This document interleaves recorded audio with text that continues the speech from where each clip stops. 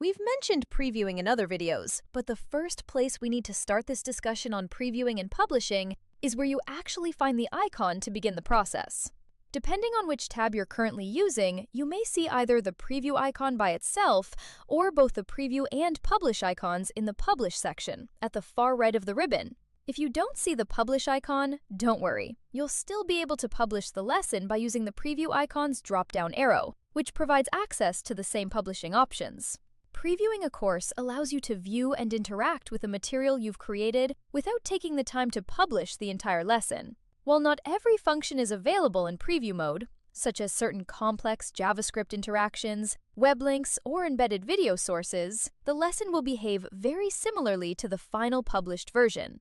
This allows you to experience the module from the learner's perspective and confirm that interactions, navigation, and slide flow work as expected.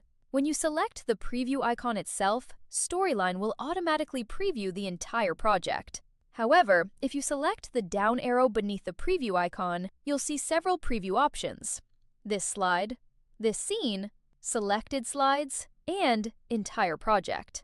Depending on how your lesson is structured, you may also see a fifth option: selected scenes.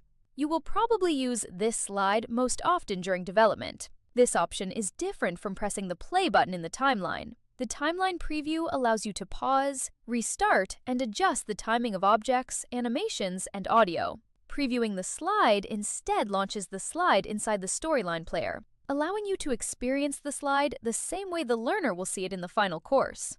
Selecting this scene allows you to preview the entire scene you are currently working in. This is especially useful when reviewing the flow and continuity between slides.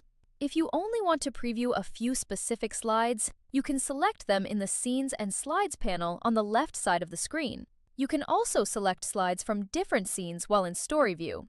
This allows you to preview just the slides you want without running the entire scene or project. This option is particularly helpful when testing conditional triggers or navigation paths between slides. The entire project option previews the full lesson from beginning to end. If your course includes features like question banks, you will see the same behavior the learner would experience. For example, if the quiz draws 3 questions from a bank of 5, Storyline will randomly select which 3 appear during the preview. Finally, if your course contains multiple scenes, you can select specific scenes in Story View and preview only those scenes. This can be especially helpful when testing branching scenarios or courses that allow learners to move freely between sections.